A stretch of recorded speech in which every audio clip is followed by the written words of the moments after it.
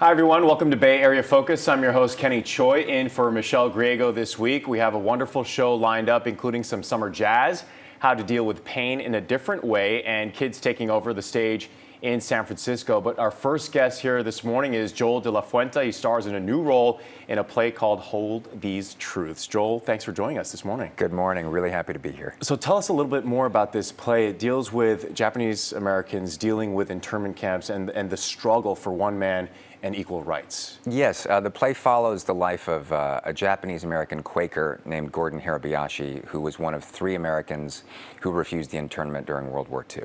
Mm-hmm.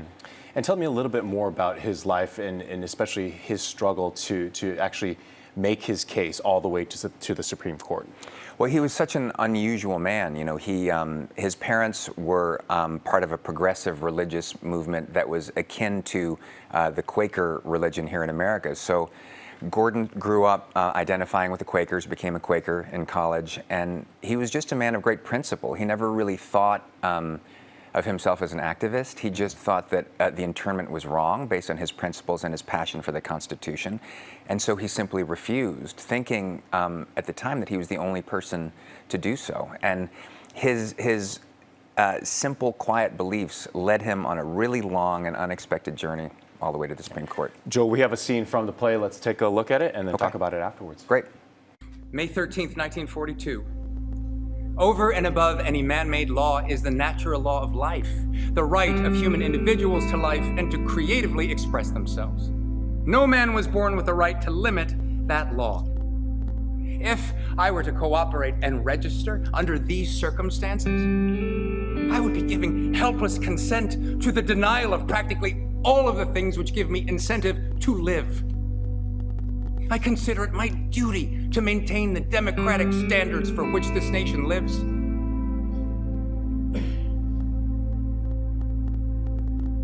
Therefore, I must refuse this order for evacuation. How did the internment camps affect this person's life, Gordon's life? And what is his impact all these years later, decades later? Well, not just Gordon, but entire generations of Americans, of Japanese Americans, were affected by this. For the Issei generation, first generation Japanese here in the country, it basically pulled them away, often from lifelong businesses that they had created in homes and communities, and they were basically ripped from their homes and put into the desert in all these various camps around the place, around the country.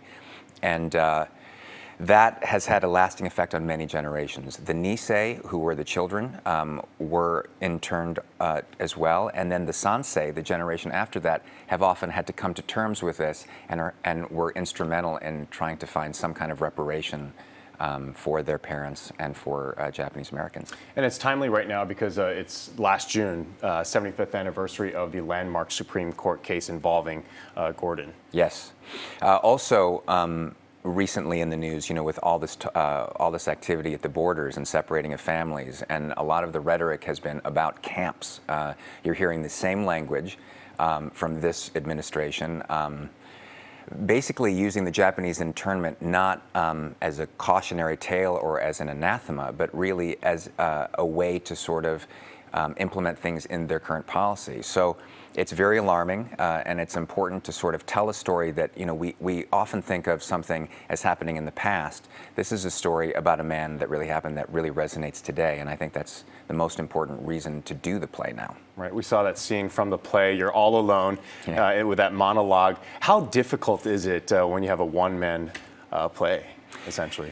It's sort of like, it's akin to running a marathon, I think. I think you have to be in great acting shape to sort of take on something like this. Sometimes you don't start the process in that kind of shape, but by the time you get into it, it certainly presents you with all the kind of challenges that you'd like to have as an actor. We have to wrap up this interview pretty soon, but you're also starring in a big show, one of Amazon's biggest hits.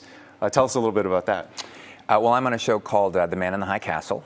It's interesting relating to this show because I play sort of the inverse character. I play the head of the Japanese secret police here in San Francisco in an alternate reality. So that show has been great you know, for Amazon, like I think it's their most watched show. We're about to drop the 3rd season this fall. We're really excited about that, and I'm about to get work on the 4th season too when this play is over. So I'm looking forward to that. Congratulations with all the things that you've been doing recently. Thanks, Kenny. I appreciate it. Appreciate it. The show is called Hold These Truths, playing at the TheatreWorks Silicon Valley at Lucy Stern Theater in Palo Alto through August 5th. For tickets and information, you could go to theatreworks.org.